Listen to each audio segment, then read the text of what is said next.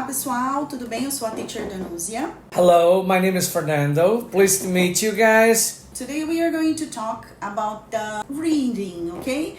But reading online or print books. That's our theme for today. I would like to ask Fernando, what about him? What does he prefer? What do you prefer? Well, I have to tell you that since 5 years ago, I don't read anymore in paper. I think that, printed books bring you a lot of disadvantages that you actually get with digital stuff because, for instance, you can take notes. You also stop reading and you restart. You are sure that you will restart at the same point.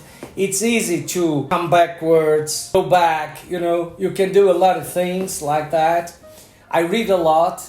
Yeah. I read a lot. I read a lot of books about philosophy, politics, economics, linguistics, a lot of books that are about grammar, about language in general. I study different languages, so yeah, I use that quite a lot. I think I can use that every day, probably at least 2 hours a day, 1 hour and a half. That's good. Every day. On weekends, even more. I would go on a Sunday morning, I would read on a digital basis for 3 hours, easily.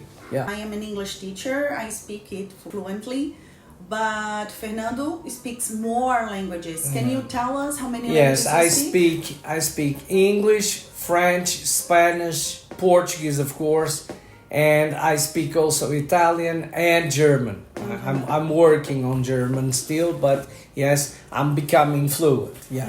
And for you, so you have another advantage because you have the chance to access books from other languages. Yes. Yeah, like in German and Italian. If you read digital, you can use that advantage to read books in different languages. Just as an example, I like to read the Bible in Portuguese, French, English, Spanish, and Italian. I can do it because digital books are cheap. Yeah. They're similar, Yeah. So if I want to buy that in printed stuff, that would cost me, too much. Too much. And the other thing is that sometimes you don't find where to buy it. Yeah.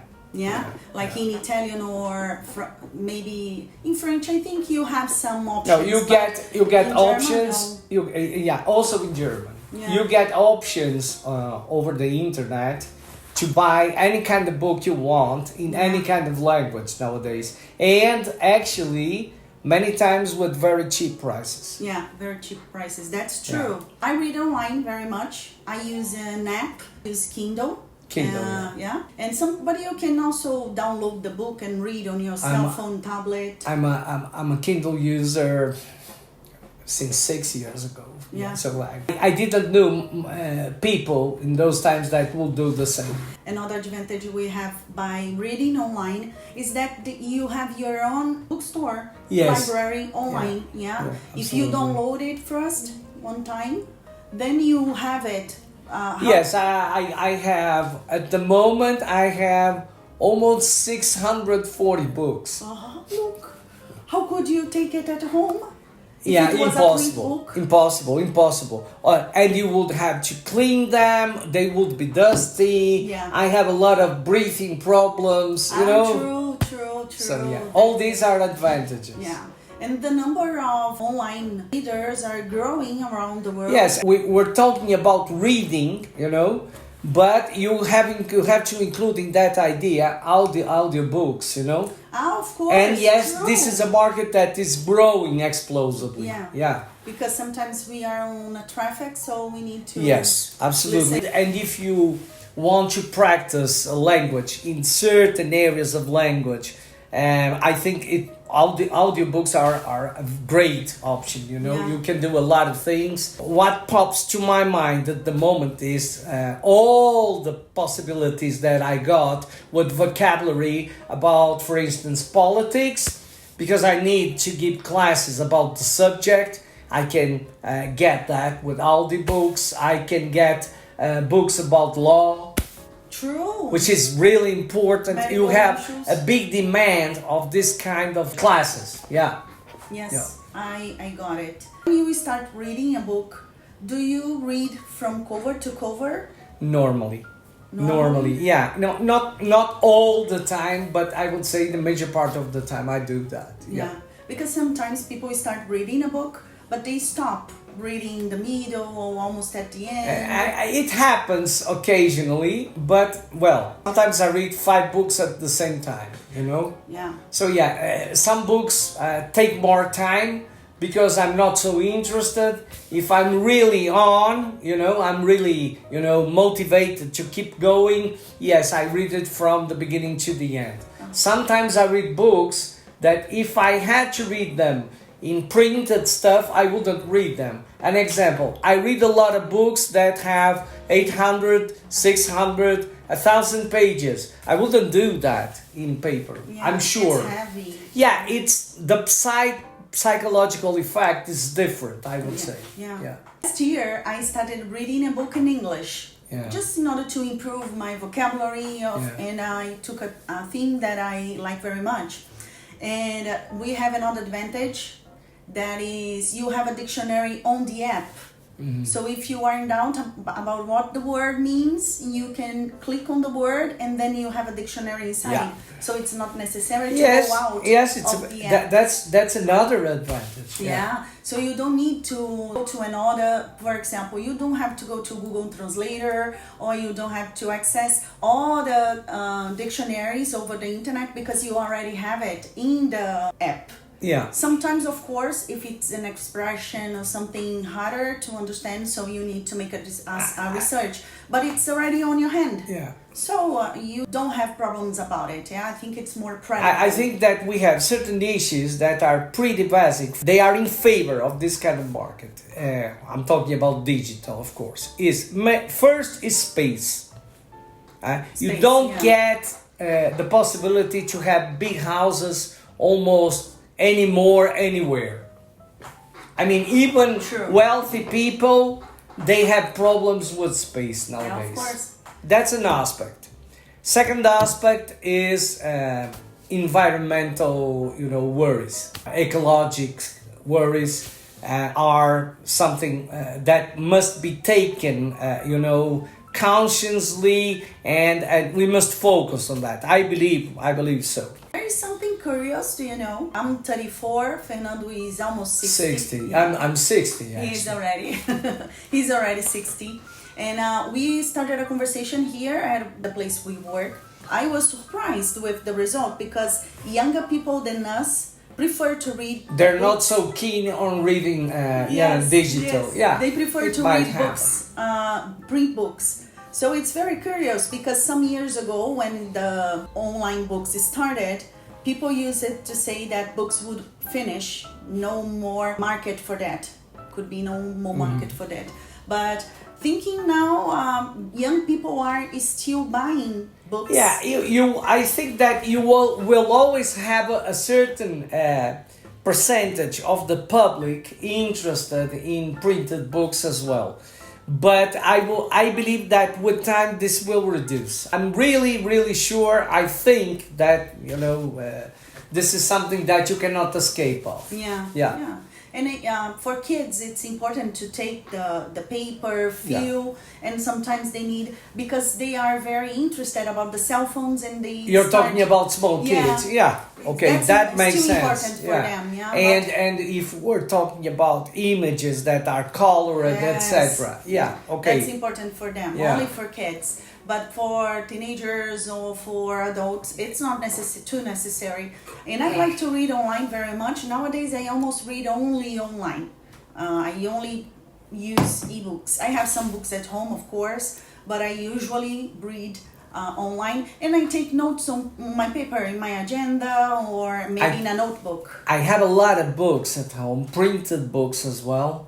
I actually almost don't use them anymore. Yeah. Sometimes I get, if it is really cheap, I prefer to get a book that is digital, the same book. The same book, yeah. So yeah, you see, how Yeah. important this And is. sometimes the difference of price. It's really, come on, an example. I like Dostoevsky quite a lot. I bought Brothers Karamazov in Portuguese for a price of 3 reais and in Italian for the same price. If you go to a library, to a bookstore, actually to a bookstore, and you want to buy the book, you pay 60. 60 guys. So you see the difference. Yeah. And used book. Yes. A pretty new book. I used one. So yes, we used books. You have a bookstore for used books here in Brasilia. If you go there, if you want to have a nice book, you pay minimum 40, 50 reais. Yeah, that's a good price. But sometimes the books on Kindle are 2 reais, 5 reais. So, many books. And good books. Yes. The classical ones sometimes are for free. Yeah, if we talk about novels, classical novels of different kinds of literature, you get prices that are you cannot imagine them. Yeah. You cannot imagine them. Yeah. Like R$1 sometimes it's very very cheap. Yes. So I think it's another advantage we have about the price, because sometimes people say, I don't read because it's expensive, I don't have money, or I can't have this investment now, but like 5 reais, everyone can buy a book by 5 reais. Yes, I think I'm mainly a customer for books. I'm not a customer for other kinds of commodities. No, I don't buy online, shoes, this kind of stuff. But I would say that if you look to Amazon, for instance, you really understand why Amazon is growing explosively for the last, I would go for the last 10 years minimum. Yeah. It's because this is growing. They have a lot of proposals. If you are a writer, you can publish books sometimes with conditions that wouldn't be possible. Yeah, of course. And your book can be sold all around the world. Yes, correct. So, for example, there is someone who wants to learn Portuguese and wants a book about a specific subject. Maybe you are going to sell this book online, but if you had to import this book, you would have problems. I think that what we are talking about is about the democratization of knowledge, of education as well. Yeah, of course. We also are opening for a new method of learning also. Yes. Because sometimes we use it to buy books or ask parents, for example, to buy it for kids in order to read during the class or after class. But nowadays it's not necessary anymore. You can have a copy. I would say that we have more than that. It's the fact that nowadays it's much more frequent to get people who are absolutely aware of the way or that they want to study. And why does that happen? Because they have access to information through books as well, not just through books, but yes, through books as well, that in the past you couldn't think of. It was impossible. So why? Because we have digital. Yeah. And it's true, because I started studying Spanish last year, as you know, and I bought grammar book exercises for beginners and in Spanish, and I like it very much. It's easy to use. And I write down because I like to read, but I also like to write. But I write down the answers, or maybe the whole sentence I write again in order to correct later. So, and I bought about 2 reais. I paid 2 reais. So 2 reais for that. Very accessible. And you will also have learning objectives checked. I absolutely agree with that. I'm interested in several different languages. I'm planning to keep learning languages. I want to learn Japanese, Russian, Arabic. I already have some books to help me because they were cheap. It's stuff that I can use tomorrow, after tomorrow.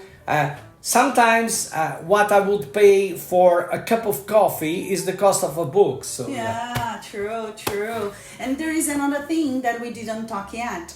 That is how practical it is. sometimes if you have a print book, you don't have it with you, so you can read. But sometimes you go to the bank or you go to another place, Absolutely. and while you are waiting something, you can read on the phone. Yes, on your cell phone. On a professional reading like Kindle or the kind e-reader. of e-reader. So you have this opportunity to have a practical part to read anywhere. And for us that are learning other languages, that's important for us. Look, you have more options, more methods to search about exercises, answers, and you can improve. For example, if you already speak English but you want to learn a technical part for medicines, or sometimes about sort of law, it would be perfect. An example, I read sometimes parts of texts or even books of Napoleon Hill. Is someone that is really famous, people who are interested in coaching, etc. They are quite involved with this with those books. I heard an audio book of a full course of Napoleon Hill. Probably we were talking about, if we were talking about text, and that's the real lectures that he produced. So if I was trying to read that on a book, probably 800 pages, you know, that's something that you get in an audiobook in 5 hours. Look, 5 hours. Amazing. So what is the advantage that you get with that? I mean, it's huge. And more, you can repeat, you can go back, you can listen again, you can check points, you know. And it's the real voice of the real guy, you know, it's amazing. And I mean, something that the guy produced in the 50s, you know? Can you imagine that? Yeah. You are practicing your listening and comprehension.